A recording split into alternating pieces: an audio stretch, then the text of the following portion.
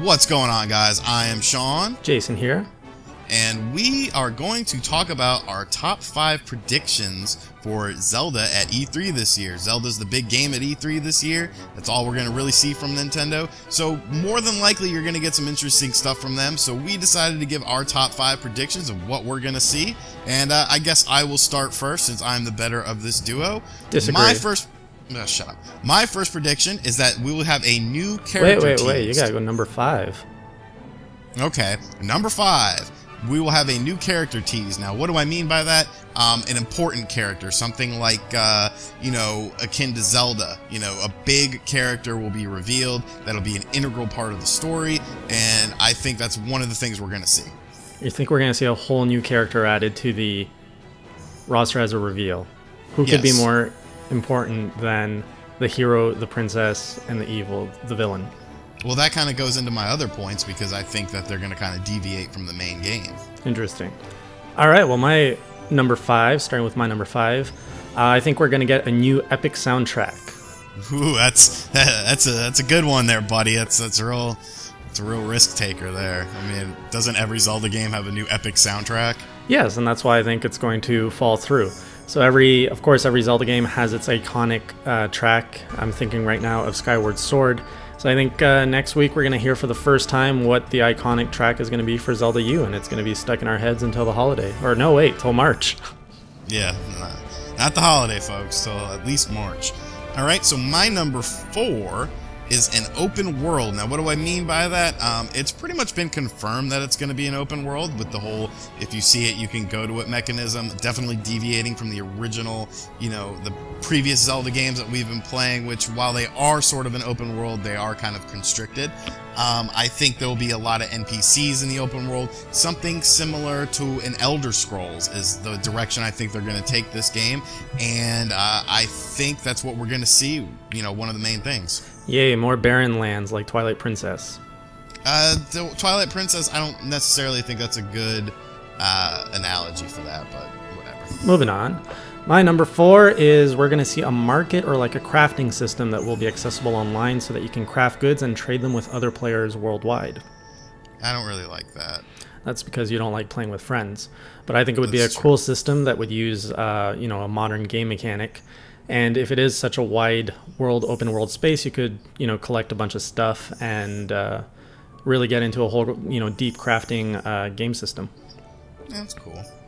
All right, so my number 3 is the introduction of random quests. Now, what do I mean by that? This also plays into the sort of Oblivion, Elder Scrolls thing I think they're going to go for with, there's always been side quests in the game, but the side quests have always been almost, I wouldn't say mandatory, but they will help you in your game. Whereas if you play a game like an Elder Scrolls game, there are side quests that have no absolute bearing on the main game. They're just there to tell like a mini story. So I think you're going to see a lot of those. I think this is going to be a big open world with lots of different characters, and they're going to show these kind of random quests that, you might get some extra rupees, you might get, this, that, or the other, but I think that's going to be an emphasis. So no more chests with random rupees?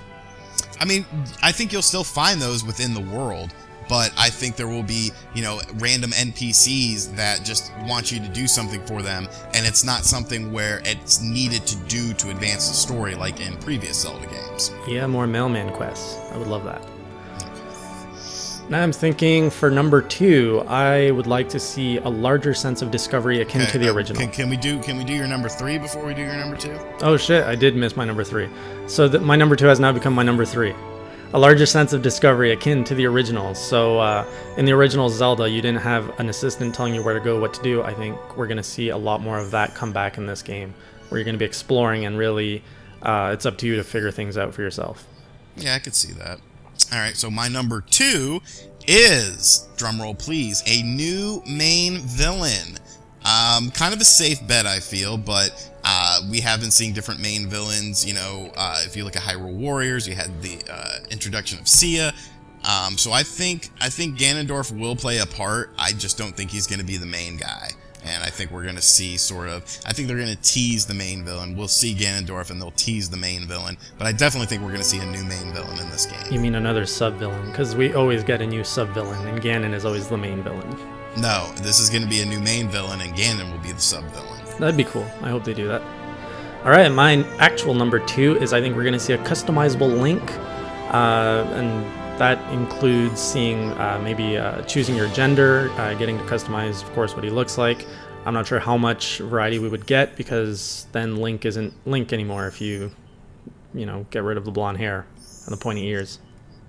Yeah, you kind of took the sales out of my number 1, but my number 1 is character customization. It's kind of similar to what Jason said.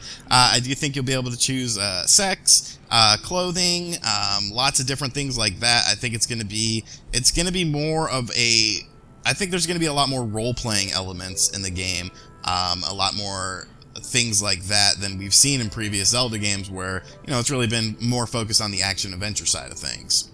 Awesome. So we agree on that. And my number 1 is seamless dungeon integration, which kind of goes with my number 3 a little. But I think instead of going to this area, which is obviously a dungeon, going in, finding an item, I think you could just kind of be in the field and, oh, hey, this is actually a dungeon. There's a boss right there.